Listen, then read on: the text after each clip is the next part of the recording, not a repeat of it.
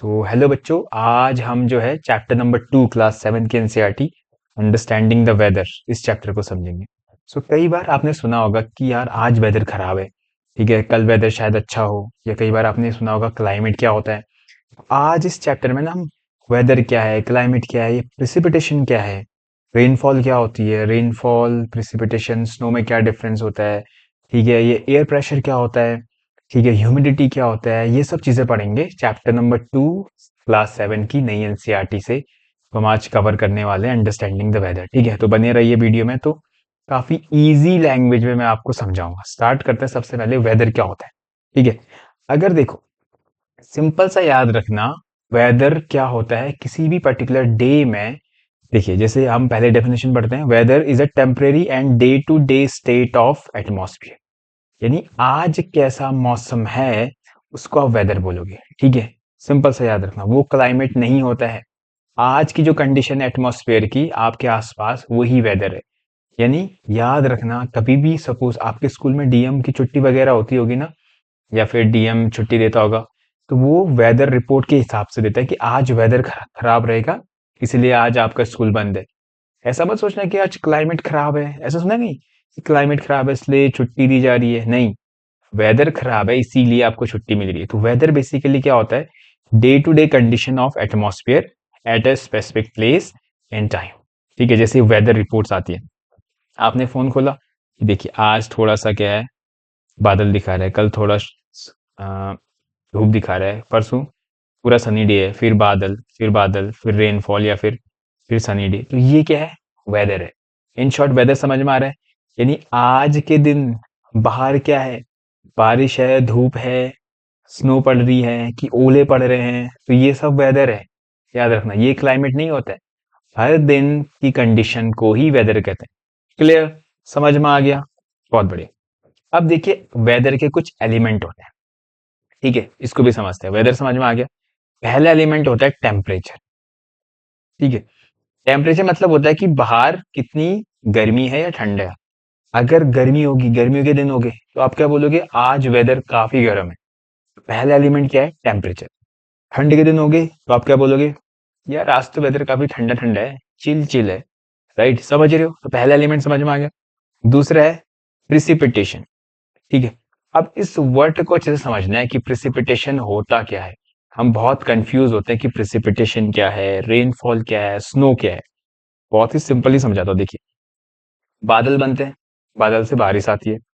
In short याद रखना, आसमान से, यानी सपोज ये बादल है और ये आसमान आसमान है, ठीक है, यहाँ से बारिश आए, स्नो आए, या कुछ भी आए, उन सब के लिए कंबाइन वर्ड हम यूज करते हैं प्रिसिपिटेशन। यानी बादलों से जो भी आ रहा है, चाहे वो वाटर आ रहा है, स्नो आ रहा है, या ओले आ रहे हैं, इन सब के लिए एक वर्ड यूज करते हैं, हम बोलते हैं precipitation. In short, any form of water, वो किसी भी फॉर्म में आए, such as rain, snow, hail, that falls from sky is known as precipitation.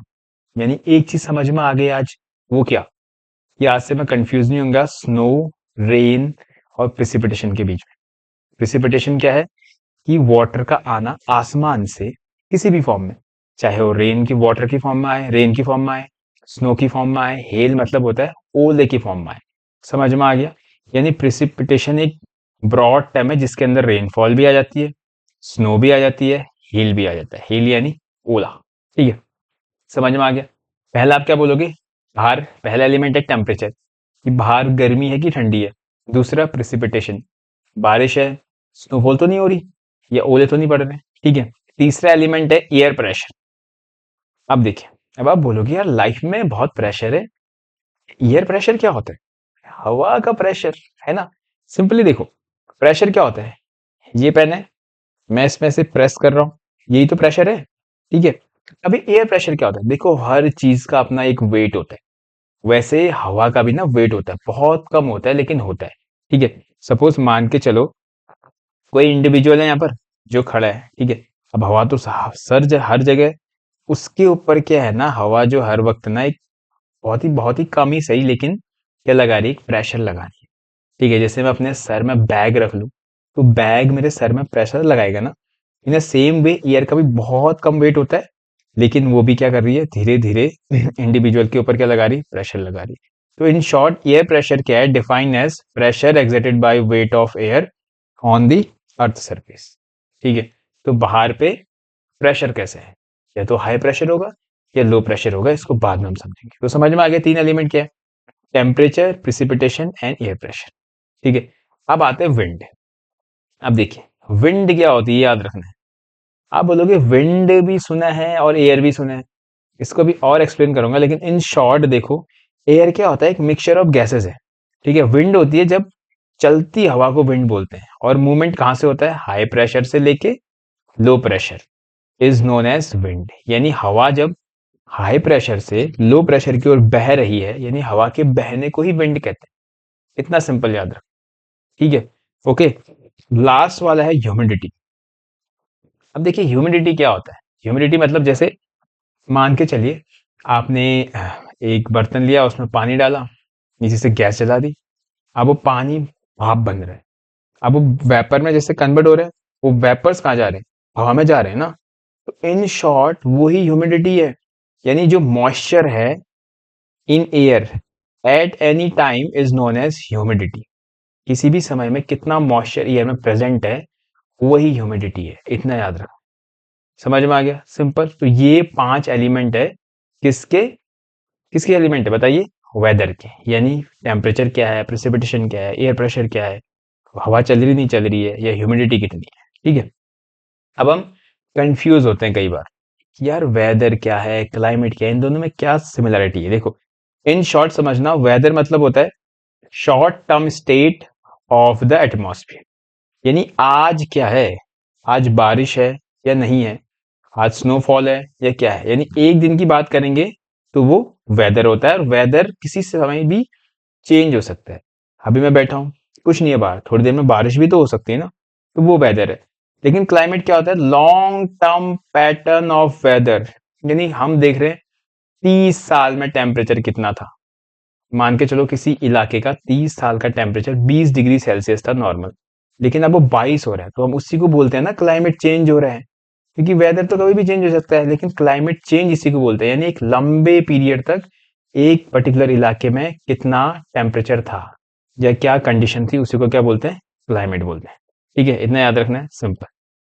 Now next, अब आते हैं, एक वर्ड आता है यहाँ पर, मेट्रोलॉजी।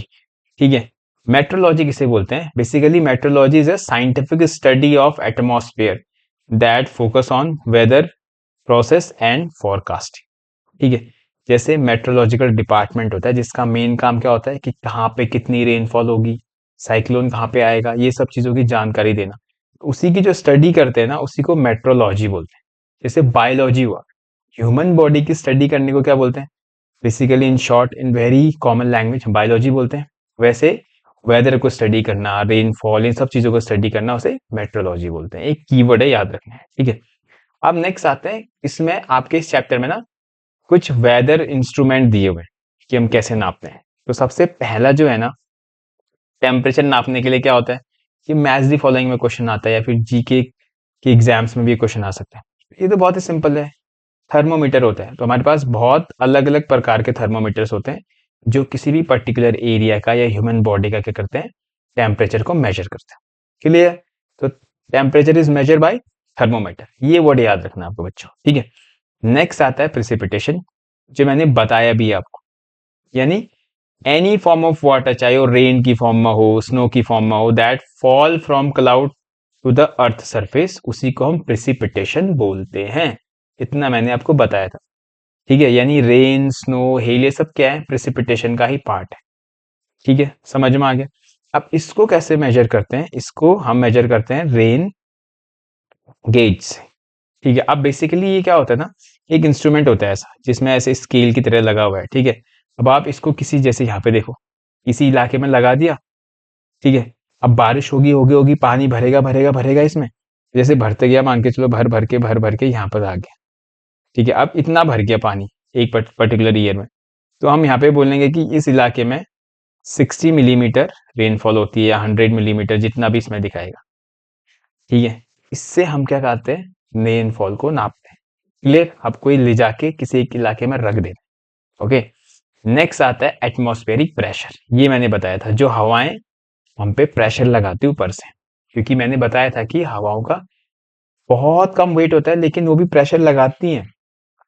ठीक है, इतना याद रखना है। तो उसी को क्या बोलते हैं हम, एटमॉस्फेरिक प्रेशर। यानी atmospheric pressure is defined as the pressure exerted by weight of air on the earth surface.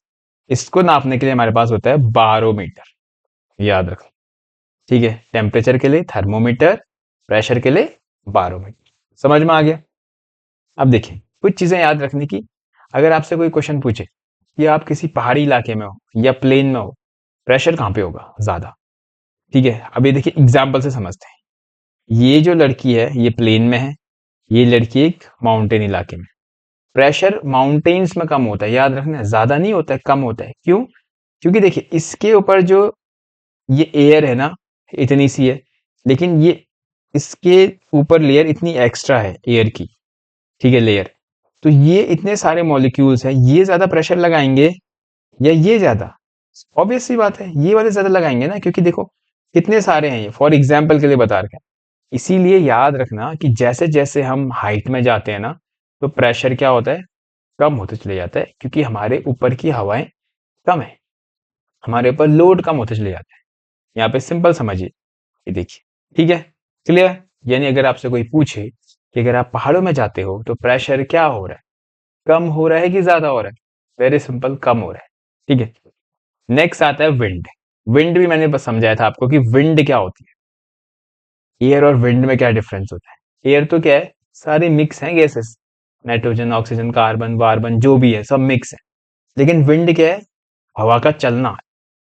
Normal भाषा में बोले तो क्या बोलेंगे, हवा का चलना, यानी movement of air from high pressure to low pressure area. ठीक है, अब इसको नापने के लिए होता है एनीमोमीटर, जो इसकी स्पीड को नापता है विंड की।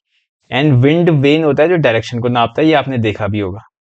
ठीक है, क्योंकि अगर इस साइड से हवा चल रही है तो ये इधर को उड़ने लग जाता है, तो इससे पता चल जाता है कि अच्छा हवा की डायरेक्शन। एनीमोमीटर से उसकी स्पीड पता चलती है कि कितनी स्पीड में हवा चल रही है। ठीक है, समझ में आ रहा है कि विंड को किससे नापते हैं हम, टेम्परेचर को किससे नापते हैं हम, ठीक है, एटमॉस्फेरिक प्रेशर को किससे नापते हैं। ठीक है, अब लास्ट में है ह्यूमिडिटी। देखो ह्यूमिडिटी भी मैंने एक्सप्लेन की थी कि कितना amount of water vapour present है इन एयर किसी भी टाइम पे, उसी को ह्यूमिडिटी बोलेंगे। ठीक है, समझ में आ गया क्लियर, कितना वाटर वेपर प्रेजेंट है। अब इसको नापने के लिए होता है हाइग्रोमीटर। देखिए जैसे ये लगा है हाइग्रोमीटर, ठीक है, तो इससे आप क्या नापते हो, ह्यूमिडिटी नापते हो। ठीक है, समझ में आ गई। तो हमने समझ लिया ना क्या क्या, यानी ह्यूमिडिटी किससे नापोगे, ये मैच द फॉलोइंग में भी आ सकता है, हाइग्रोमीटर से, विंड की स्पीड एनीमोमीटर से, ठीक है, एटमॉस्फेरिक प्रेशर बारोमीटर से। ठीक है, तो आज हमने समझा कि बहुत सारी चीजें समझी कि वेदर क्या किसे बोलते हैं, वेदर और क्लाइमेट में क्या डिफरेंस है, ठीक है, एटमॉस्फेरिक प्रेशर क्या है, ह्यूमिडिटी क्या है, ठीक है, विंड और एयर में क्या डिफरेंस है, ये भी आज हमने समझा। ठीक है, फिर भी अगर आपको कोई डाउट है so you can ask me. ठीक है, तब तक अपना ख्याल रखें, मिलते हैं अगले वीडियो में। See you then, thank you for watching.